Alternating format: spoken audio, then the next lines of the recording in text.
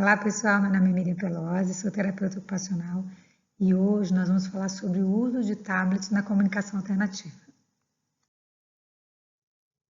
Sobre o que nós vamos falar? O que são dispositivos móveis, como podem ser usados para ampliar a comunicação oral e escrita, diferentes formas de acesso, o acesso direto, o acesso por varredura, acesso por teclado virtual ou teclado externo e os aplicativos de comunicação alternativa.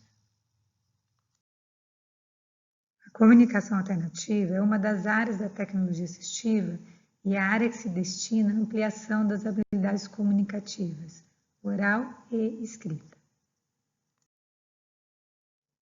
A dificuldade de comunicação ou a ausência de comunicação oral ou escrita causa uma disfunção ocupacional.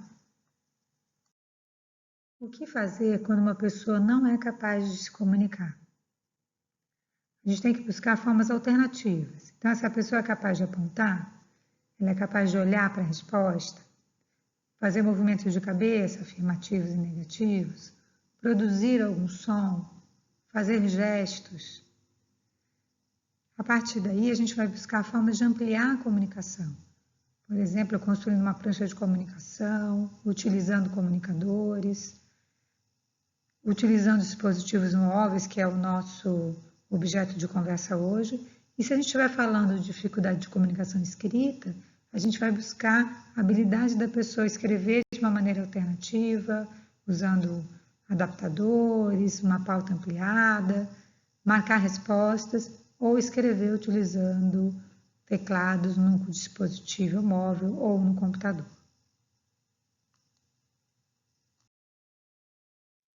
O que são os dispositivos móveis? São equipamentos portáteis que podem ser operados seguros na própria mão.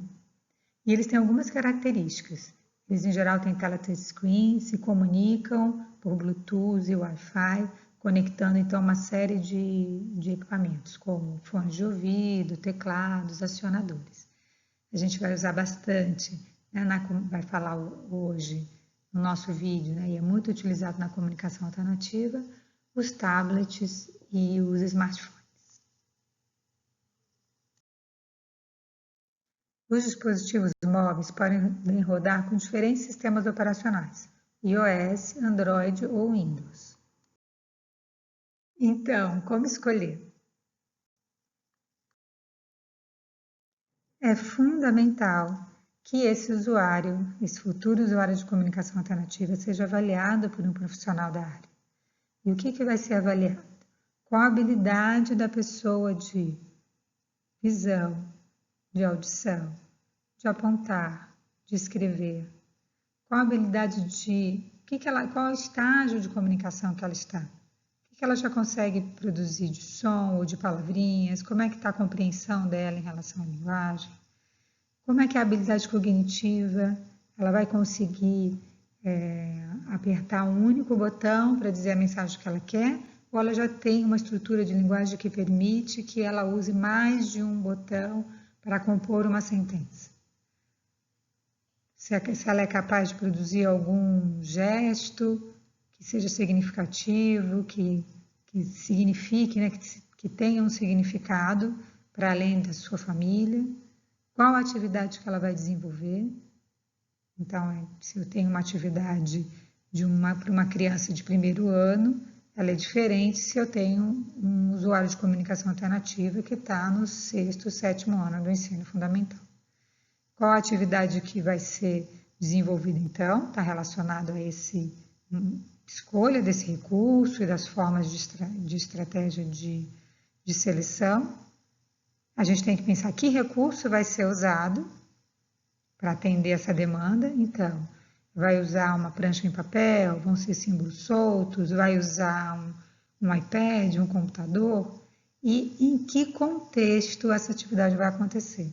Porque, dependendo do contexto, você vai usar um ou outro recurso.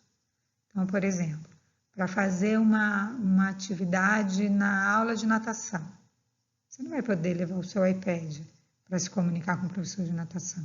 Então, provavelmente, neste contexto, nessa atividade de lazer, lá na piscina, junto com o seu professor, a criança vai ter que ter uma prancha impressa numa lona, alguma coisa que possa molhar, que seja fácil de secar, que possa ficar na borda da piscina ou até boiando em cima ali do tapete, da brincadeira. Então, o contexto ele é fundamental para poder ajudar o profissional a definir esses elementos. Falar sobre aplicativos não é uma tarefa simples. A todo momento tem novos aplicativos e você tem aplicativos gratuitos e aplicativos com preços bem mais elevados. Eu escolhi para a nossa conversa aplicativos gratuitos ou aplicativos que têm versões gratuitas.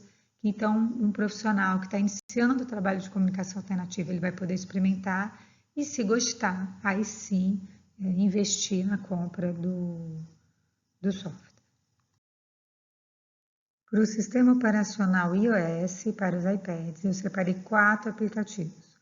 O GoTalk, ele tem uma versão Lite, eu vou mostrar.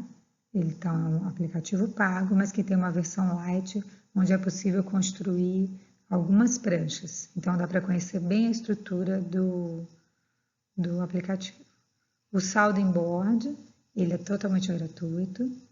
O Snapcore First, ele tem uma versão gratuita com a qual você pode construir pranchas de comunicação, imprimir e utilizar toda a funcionalidade do sistema, menos a voz. Então, se você quiser, depois que gostar do aplicativo, utilizar com a síntese de voz, aí é feito o pagamento dentro do próprio programa.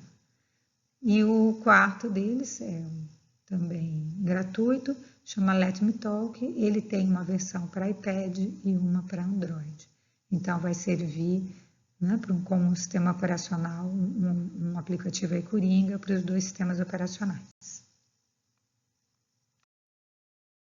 Para o sistema operacional Android, nós vamos falar sobre 4 aplicativos, o Fala aí, o Speak, o Telepathics e o Araboard. Como pode ser o acesso para os dispositivos móveis? Além do sistema operacional e do aplicativo, é importante que a gente decida qual vai ser a forma de acesso. E elas podem ser variadas. Então, eu posso acessar na própria touchscreen do tablet ou do celular. Eu posso precisar de uma canetinha, uma caneta regular. Posso precisar de uma caneta adaptada, usar o recurso com o sistema de varredura, e aí eu vou precisar ou de um acionador Bluetooth ou de um adaptador para usar com um acionador que não seja Bluetooth. Para acessar o tablet para escrita, eu posso usar o próprio teclado virtual que ele tem, o teclado com uma colmeia, uma plaquinha de acrílico, que fica sobre o teclado para facilitar a digitação, ou eu posso usar o meu dispositivo móvel com teclado externo. Outro aspecto importante é trabalhar na perspectiva de ter uma capa, uma proteção para que esse equipamento não fique vulnerável. E uma outra forma de acessar a informação, de produzir informação, é por meio da voz. Pode ser feito um acesso direto, utilizando o teclado do tablet ou a tela touchscreen para selecionar opções. Ainda na perspectiva de um acesso direto, pode-se usar algumas adaptações. Essa luvinha, para ajudar a individualização do indicador, alguma canetinha do próprio tablet, ou a caneta ou com algum suporte que fixe na mão a caneta, se a criança tem dificuldade de segurar a caneta sozinha. Então, algumas adaptações podem ajudar esse acesso direto. O uso de uma plaquinha de acrílico. Quando a criança não tem habilidade motora para poder fazer o acesso direto, ela vai precisar do sistema de varredura. E para acessar essa varredura, para fazer a escolha na varredura, pode ser alguns aplicativos, como nós já falamos anteriormente. Pode ser a própria tela, como o acionador, Então, alguns aplicativos se organizam dessa maneira. Começa a varredura, quando você clica na tela em qualquer lugar, ele entende que a varredura tem que parar. Ou a varredura controlada por um acionador. Então, nessa foto a gente tem um acionador, é um acionador que não é Bluetooth, então para ele se comunicar com o equipamento, com o tablet, ele precisa de uma caixinha Bluetooth. Então, essa imagem que está aqui no cantinho, ela é uma caixinha Bluetooth. E esse é um acionador comum, que não é Bluetooth. Se você não tiver um acionador Bluetooth, se o seu acionador for acionador com fio, você vai precisar de um adaptador. Essa caixinha é uma caixinha Bluetooth que vai fazer a ligação entre o seu tablet e o acionador. Ainda na perspectiva de sistema de varredura, você pode ter então um acionador que ele já é um acionador Bluetooth. Então, você já compra o equipamento dessa maneira. É esse mesmo acionador, que vai fazer o pareamento com o tablet. Se você optar por um acionador sem fio, por um acionador Bluetooth, ele já vai fazer a conexão com o tablet ou até com o computador, que também se comunica por Bluetooth. E aí, nesse caso, você vai ter um acionador livre de fios, que pode estar distante do posicionamento, por exemplo, do tablet. É uma boa solução. Esse é mais um exemplo de acionador Bluetooth. E esses acionadores, em geral, eles permitem que o usuário utilize, eles têm os botõezinhos, né, tá do outro lado do equipamento, que você coloque um acionador com fio nele. Então, se você está numa fase de treinamento, que a pessoa ainda não é capaz de usar esse acionador que tem 2 botões, ele pode ser como se fosse sua caixinha intermediária, né? Ele conecta com o equipamento e neste adaptador, né, acionador adaptador, você coloca o seu acionador com fio. De repente, um acionador que a criança já está mais acostumada a usar, que é mais eficiente para ela. Então, ele também pode ser usado a partir dessa abordagem. Outra forma de fazer acesso ao tablet é por teclado, pelo teclado físico, que pode estar ali acoplado, né, com uma própria capa, com equipamento, ou pode estar afastado, né, como um teclado externo. Então, seria uma alternativa de comunicação escrita. E, finalmente, o acesso ao tablet pelo seu próprio teclado virtual.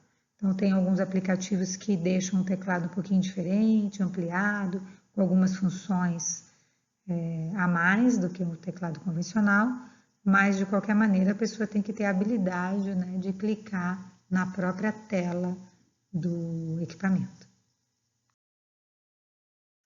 Para terminar a nossa conversa, o que é importante saber? O que são dispositivos móveis, diferentes formas de acesso e os aplicativos de comunicação alternativa. Até a próxima!